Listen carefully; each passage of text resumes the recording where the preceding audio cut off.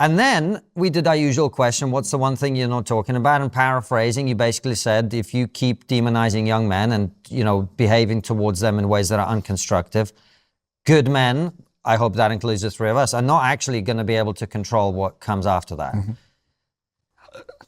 I think you were kind of right. Yeah, no, I think if I remember right, it was like, young men are going to revolt, and that doesn't mean they're going to revolt in the way you want them to. It's not going to be woke, because I don't know, I think some elements of the left have finally figured out that you probably are not going to win the revolution or seize the means of production with a bunch of mentally ill people who prioritize, their mental health issues as their primary identity. You're certainly not going to do that if you have to fight a whole generation of young men that you have systematically alienated for 2 decades. But again, the hope is that good men, or that young men, revolt in a direction that says, I'm gonna reject this aspect of toxic masculinity. I'm gonna reject the feminization of men. I'm gonna reject all these other things, and then I'm gonna choose to be a good, strong, competent, masculine man who is also noble and honorable and fighting for things that are not just within my own interest, but that are true. But that's not the only option. There's other options out there. The other options are, I'm just going to punish everyone that decided to treat me this way, and so I'm going to be strong, capable, and competent so I can get what I want and screw those people. And those are the two paths before young men right now. And again, we're still not sure which one is going to actually get a critical mass. But I'm a lot more encouraged now that I see a lot more people fighting for what I think is the right path on that.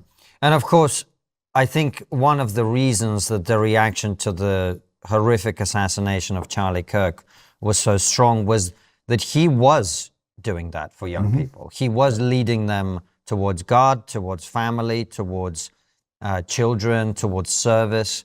He's going to be a huge loss going forward. He is. The thing that I'm very grateful for with Charlie is Charlie wasn't the sort of guy that just advocate for these things. Charlie was the sort of guy to create other people that would come in his footsteps and behind him. And so he did develop a network in order to do that. And it's amazing the amount of young men, and not just young men too, like families that were saying, hey, I'm going to the church for the first time. I bought a Bible for the first time. So Charlie really did do a good job of not just pointing to the political philosophy, but actually pointing to the transcendent, which I think is essential. I have a hard time believing that any sort of political philosophy is going to be ultimately successful, completely removed from any sort of transcendent principles of objective truth and morality. Unfortunately, we're already seeing though, without Charlie's presence, we're already starting to see fractures within the right on that, and that's unfortunate because I felt like we had this moment in time, and we haven't lost it yet. I want to be clear on that. It's not like it's a lost opportunity, but I don't think we should be shocked by the fact that whenever you see unity around something, there's always going to be a lot of money to be made and a lot of strategy to be had in dividing it up. And one of the things that when we talk about this conversation, I don't think we focus enough on is positive male role models, but also fathers. I think one of the major reasons why we see these young lads and young boys in crisis, because that's what it is a complete absence of father figures or positive male role models. Oh, no, I mean, look, this was being talked about in the 1960s in the United States. And every single demographic within the United States has had an increase in fatherlessness. It's been the least prominent within Asian communities, but every single one of them has seen a significant increase. And the bottom line is that boys are looking for structure, they're looking for hierarchy, they're looking for someone to train them up and what they should do and to find their role and place within society. And they're going to get it from somewhere. And if they're not going to get it from a father figure who presumably loves them and has some sort of interest in them growing up to be good men, well, then they'll find it in a gang, or they'll find it in, social media or wherever else they might. There's also been, again, over the last couple of decades, this big push to where the idea is that masculinity is bad. That's the source of all of our ills. And so all of the instincts that you have as a young man to want to be strong, to want to compete, to want to fight, aggression, like all of those things, those are the problems. And so we have to train and educate those out of you. And so, look, not to be flippant, but I think it's interesting that the more that the feminization of our educational systems, our churches, everything else, the more that has taken place, the less happy everyone is. Not to mention liberal women who are constantly going on TikTok complaining about how they can't find masculine men. Oh, no kidding. Okay. And it just goes to the old saying that it's like, okay, well, we have more boys being raised in single parent homes, predominantly by mothers, and then they go into a school system which is predominantly female 77%. So if maybe masculinity is not the problem, maybe a lack of it or an absence of it is the problem. Now, I instantly know what people watching this are going to say. Well, you know, these women didn't ask to be single. I get it. I was predominantly raised by a single mother. Now, thank God my father, good man, still involved in my life, but I got to see him 3 to 4 months out of the year, right? So predominantly raised by a single mother.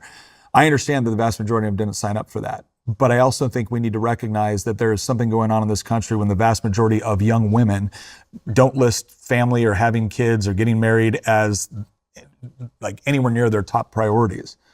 You know, that's socially engineered. That's not natural. And it's interesting you say it's socially engineered, and maybe there is partly that, but isn't it also, Nick, the fact that, look, it is impossible to have a man who goes to work, practically impossible, I should say, a woman that stays at home, raises her kids. The reality is, because of the way economics works now, how expensive everything is, housing, all the rest of it, there needs to be 2 people in the workplace. And that puts a strain on marriages and relationships. It absolutely does, and there's no question. And again, I'll be happy to sit here for an hour and talk about the evils of inflationary monetary policy and how it seems to be at the root of most of our problems and why those problems really exist. The other thing that I will say, though, is part of it, too, is this idea of what do we teach people to prioritize? And my wife and I got married at 19 and 20. Both of us came from broken homes. I was in the military. I don't know if you know this, but being a private in the United States Army is not exactly a pathway to riches, right? So when we had kids, at that point, we had our first child. I had just become a staff sergeant. Again, I'm a non-commissioned officer. I'm not raking in the dough, right? My wife and I had laid out a plan when we were 19, when we were 18, and talking about getting married, and we set out what are our expectations. And I remember telling her, I'm like, I see myself as I'm supposed to be the primary breadwinner. I feel like my goal is to make enough money to where when we start having kids, if you don't want to work, you don't have to. And she goes, good, that is what I would like as well. I said, okay, but I need it to be understood. If we have 2 incomes and we switch to 1 so that you can stay home with the kids, the lifestyle changes are going to take place as a result.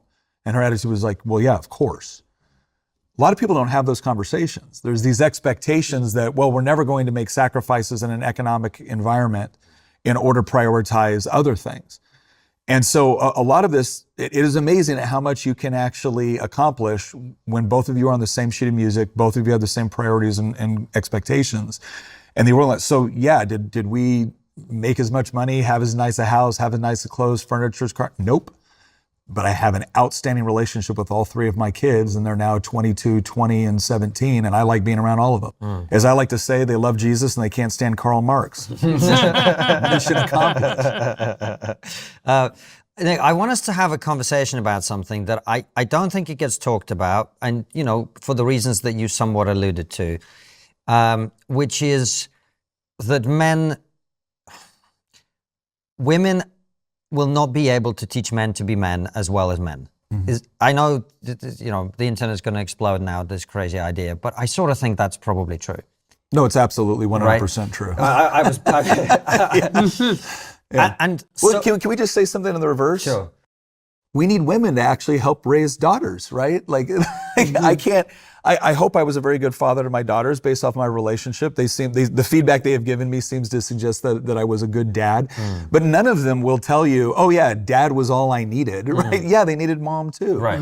And boys are the same. Boys need both. But what I'm saying is, like, I see it. We have a 3-year-old. So you've been through this. You probably got way more on this than I do. My wife is amazing with him, right?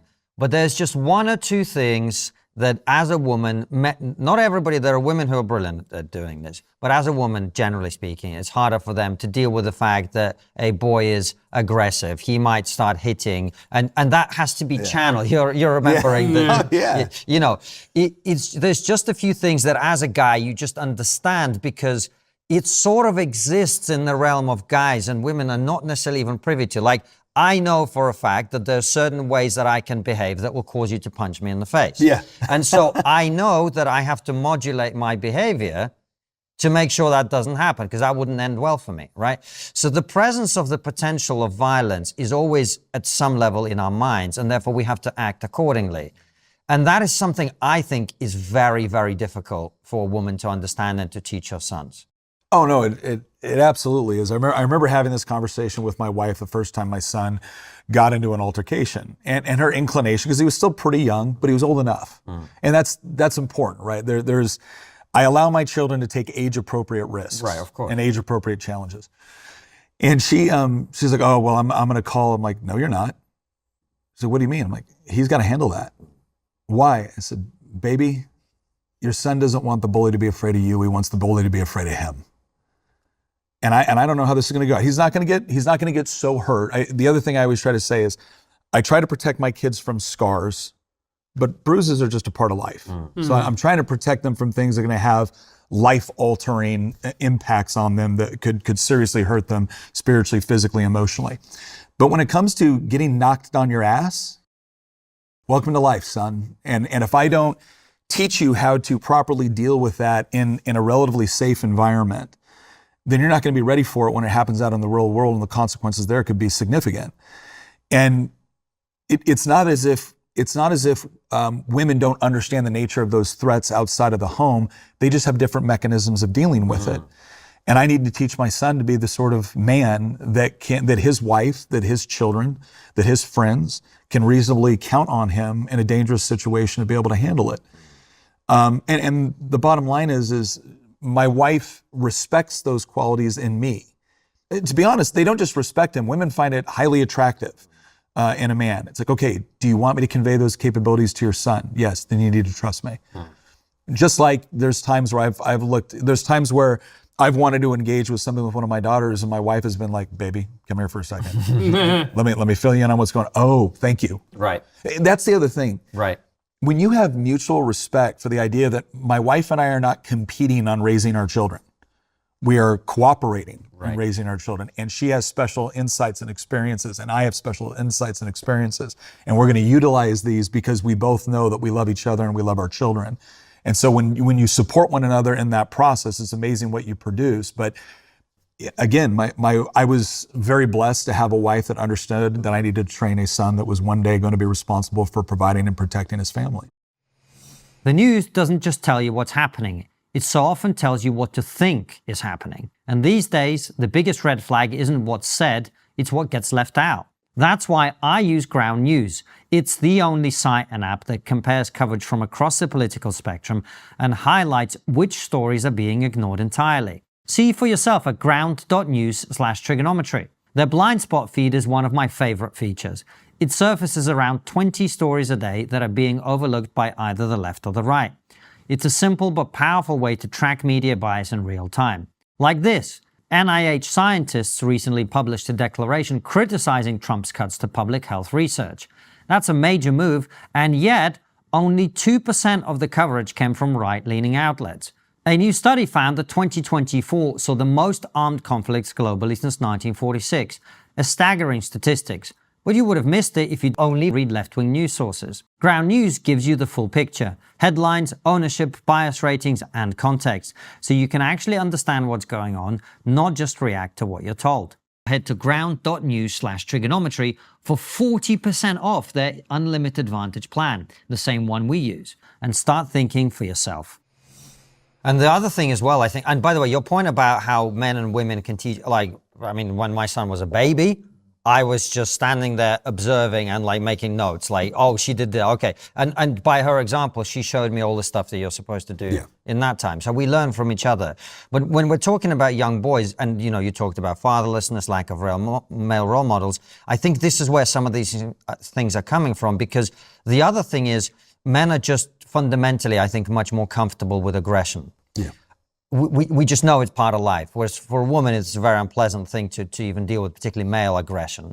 I saw this great clip of a friend of mine called Paul Attia, Peter's brother, and he talked about the fact that his boys were in some kind of fight. It got very intense, and he basically help them see that aggression is great when you're defending your brother from a wild animal or whatever.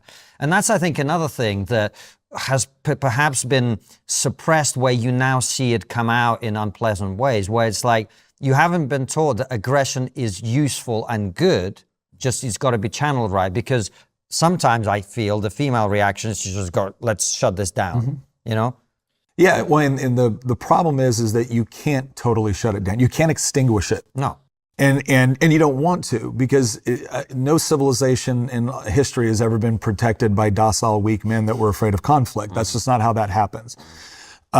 So I think it's important to understand that while aggression, all of us are prone to want to avoid discomfort on some level. We typically don't prefer it, right? And that's understandable, but it is a reality. And the real question is the discernment that's supposed to, again, in determining is what level of aggression is appropriate for this situation? Why am I utilizing this level of aggression? To what extent do I plan to use that aggression, right? Is it till he stops moving, or what is it? Or is it just to where he's restrained, whatever it is? That all takes a great deal of training and discipline. And in order to train and discipline on these areas, you have to put yourself into those environments. Not unregulated environments, but training for those purposes and developing the appropriate intellectual, physical, and emotional practices and disciplines is very important. And again, it's one of those things where a woman is naturally going to be inclined to, let's maintain the peace. She is able to do that and to be in an environment where she feels so much more secure when she knows her husband has it. When she knows that her husband has control of the situation, she feels safe and secure. Again, I have to convey that to my son, which means you're going to have to watch your son go through difficult things that you never had to watch me go through. But this is part of the process. And again, a lot of that comes from talking between husband and wife beforehand. But I'll use this as an example. I was speaking at it was a young men's luncheon. It was run by Young America's Foundation, so a conservative group. And they hadn't done they had done a young women's luncheon for the last 10 years. They hadn't done a young men's one for 10 years. And so they decided they were going to bring it up, and they asked me if I would speak at it. And so typically when someone reads off my bio at one of these things, there's 3 things mentioned. Nick was a former Green Beret combat veteran. Nick has served 10 years in the Virginia General Assembly, and Nick has a sizable social media following. Now, in this group of young men, the vast majority of them either are involved in politics or want to be involved in politics professionally on some level. They want to be on staff, they want to run for office, whatever it is, work for a think tank. And then some of them also are interested in joining the military. But out of a room of 300 young men, I would say maybe 10% were interested in the military. All of them were interested in politics on one way level. And so I said, all right, gentlemen, when those 3 things get read off in my bio, which are you most impressed with? And all of them, almost in unison, Green Beret combat veteran. I said, isn't that fascinating? The vast majority of you in here are not going to join the military. You respect the military, but you're not interested in serving in that capacity. And even if you are, you're not necessarily interested in doing what I did within the military. And yet, every young man in this room thinks that's the most impressive thing. Why? Because that's the credential that is listed off about me that suggests to you that if someone violent were to come through that door right now, I would know what to do about it. And probably come out on top, right? If that is the instinct that I believe God has written into all of us, well, then maybe we should take some cues from that. Not because we've all got to be soldiers or, UFC fighters or whatnot, because we're not all supposed to do that. We're not all called to do that. But maybe we should all recognize that there's something in you that wants to be able to have some capability and capacity for this. And so you should start asking yourself, what do I need to do in order to properly develop and train that? Because it isn't all just physical. If you are physically strong, you're able to shoot, you're able to fight, but you're a freaking idiot, you're going to lose more than you win. If you don't have any control of your emotions, you're a monster. You're now a terror for your family, for your community, for your country. But if you line up all these things, if you have a strong spiritual bearing which says, I know why I have these, I know why God gave me these desires. I have the intellectual capacity to be able to read a situation and know when to use them. I have the emotional maturity to understand when to restrain myself and when to utilize what I need to. And I have the physical capability and capacity to actually execute it. You are now the sort of person that can be dangerous on behalf of the things you love, but never to the things you love. But it takes all of that. And regardless of what you do, I always think there's something beneficial about young men embracing that part of their personality, embracing that part of their masculinity, and developing it to, an appropriate level for what they want to do in their lives. And it's so interesting you talked about the physical aspects of men, because one of the things that I noticed, so everybody knows this, but I'll repeat it. So I used to teach, and particularly. Whoa! What? Yeah, I know. Look, this is a good thing. Yeah. But in one part of East London, in a place called Newham, where majority of my kids didn't have a dad, and I used to see my kids come in. I used to teach year 6 with 10 and 11-year-olds. I used to see them come in at 10, and mum used to be able to control them. But 11 and 12 is when the gang started to circulate, because the boys started to go through puberty. Mum couldn't control them anymore physically. Dad wasn't there. They are craving male camaraderie, approval. And if mum can't control them, then the boys are going to leave. So this male dominance, and people may be uncomfortable or squeamish about it, it's really important, particularly from an older male. This part is, I think, growing up in an environment where I'm 46. So I grew up in an environment where we still revered traditional masculinity on some level, but you definitely had, the feminist waves coming in and whatnot. And there was kind of these notions about humanity and human nature and what we could train and what we could engineer through the right programs and education. And I think we're getting back to a point where people are starting to recognize that, yes, nurture matters, but so does nature, right? So does nature. And instead of us arrogantly presuming that we've just reached this level of either enlightenment or scientific knowledge that we can just negate all of that and run people through the appropriate programs and get the results we want. Okay, we're several decades into this experiment. How's it working out for us? Maybe the thousands of years of human history that came before us have something to teach us about human nature. Not that we have to adopt everything that came before us, but as C.S. Lewis likes to point out, the chronological snobbery of the moderns who think that, well, we would never behave that way because we're just so much more enlightened. Like, okay, yeah, go ahead and, what is it, 9 meals? You're 9 meals away from chaos. So I think we need to appreciate the fact that this seems to be a common phenomenon among the males of the population across space and time and culture. And the real question that we have to ask ourselves is, okay, again, maybe God put it there for a reason. Maybe there's some positive manifestations of this. And maybe our job as parents, as fathers, as mothers, as a society is to help direct things in those positive manifestations. One of the most bizarre things about this whole concept of toxic masculinity, all right? Let's see if I can get canceled here real quick. There's a point to it. The point to it is, I'm going to look at these masculine traits and I'm going to ask myself, are there negative manifestations of those masculine traits? Yes, of course. Of course there is. Okay, good. Do I want to avoid the negative manifestations of the masculine? Yes, of course. But don't make the trait itself the problem. The trait itself is not toxic. It's the way it's manifesting, right? Because I could just as easily say the same thing about femininity. Yes, there are things that we generally associate with feminine traits. Are there negative and positive manifestations of those? No. How dare you? Right? Yeah, of course there are. Of course there are. All of us know and are sometimes represented by insufferable women, right? But the point is that just like masculinity is not toxic for the traits that it contains, neither is femininity toxic for the trait it contains. But like anything else, aggression is a good thing when I'm using it to protect innocent people from those that would cause harm in them. It is a bad thing when I'm using it to exploit and hurt innocent people in order to get what I want. And that used to be something that we just kind of understood. And it's such a profound point, because these traits are inherent within men. They flow through all of us. You can use them for positive or you can use them for negative. But if, as a society, you demonize those traits and you effectively drive them underground, you're not going to get rid of them. And what these traits are actually going to do is they're going to end up mutated. They're going to be like a bone that doesn't grow properly. And as a result of that, what is going to come out is not pretty. So if you think about aggression, male dominance, pride, desire for success, I mean, all of those traits can be used to describe Andrew Tate.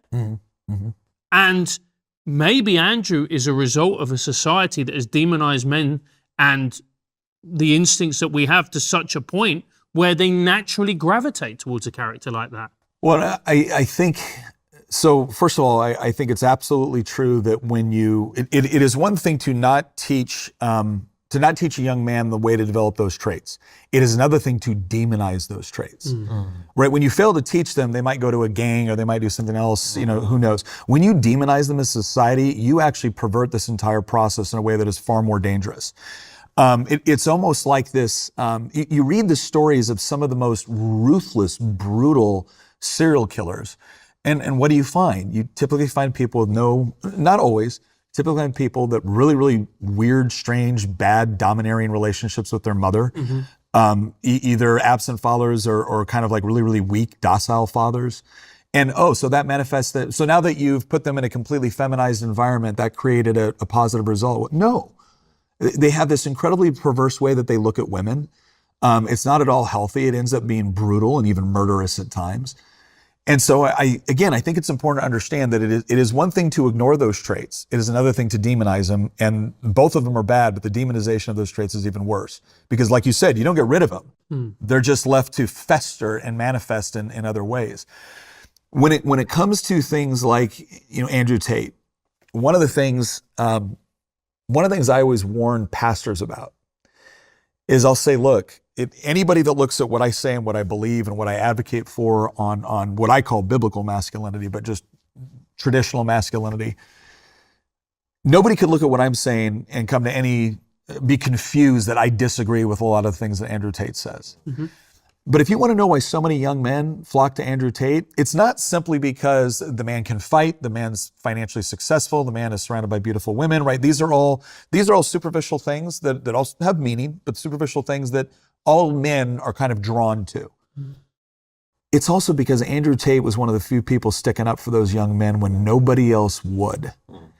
And so as much as I disagree with a lot of the things that Andrew pushes for, not everything, because he does push for some things that you should be strong, you should be competent. The question is why and for what purpose. But, and obviously as a father, especially as a father of daughters, I abhor some of the things that he did in the realm of pornography and everything else. But I think it's really important for what we might call more conservative men to understand that you dropped the ball. You dropped the ball.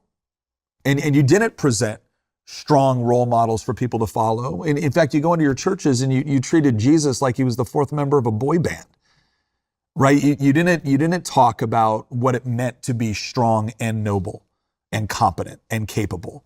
You didn't lift up masculine virtues as something to be applauded by society. No, instead, everything was, women are so perfect and wonderful, and men, you really need to step up. Do men need to? Yes, of course we do. Stepping up is something that we have to. In fact, when you hear the phrase, be a man, every single one of us automatically got a picture in our head of what that means is that I will get the job done. I will keep my word. I will do what needs to be done regardless of pain, of discomfort, of danger. That's what being a man is, right? Well, last time I checked, real hard to maintain civilization if you're not actually living in a civilization which elevates those characteristics as something to be truly admired within society. And yet we did the opposite. We treated it as if it was just, well, yeah, of course you're supposed to do that stuff. And then we didn't reward it. And now we're shocked by the results. And now you're shocked by young men that are finding other men that are a little bit farther down the path than they are, who have experienced some level of success, who have experienced some level of discipline in aspects of their lives that they find meaningful. And they were sticking up for him and you weren't. So don't be shocked. And before you go heavy on trashing that, you better be able to provide an alternative. What are they fighting for? Have you provided an alternative worth following? Or are you just trashing that guy? Because I can tell you real quick what young men who have been starved for mentorship are going to choose. And so I'm very encouraged though, because I do see a world where you got guys like John Lovell, former Ranger Regiment, Warrior Poet Society. There's no question that man knows how to handle himself in a gunfight. He also knows how to handle himself in a marriage and with raising kids. Chad Robichaud. Nobody's going to talk smack about Chad Robichaud. That guy was not only Marine Special Operations and doing, operations, facilitating things for SEAL Team 6 in Afghanistan and like 2-man teams, but then got back and went 18-1 fighting as a professional MMA fighter, right? Nobody's going to say that guy is, well, you just don't get it. You're weak, you're soft. No. Victor Marx, right? Like all of these guys have established themselves. And this is important for me too, because one of the things I tell people, again, I tell pastors a lot when I'm asked to speak to them is, I was always raised in the faith, but it wasn't very active in my life when I was a young man because I associated with a lot of other men that I thought were weak. And when I went into the military, I wanted to be an operator. I wanted to be a warrior. I wanted to be a Green Beret, right? I wanted to do these things. And it wasn't until I found other men that really impressed me as capable operators, could handle themselves in a fight, do all these other things, that it became very, very clear to me that, these things are not mutually exclusive. In fact, one makes you better at the other.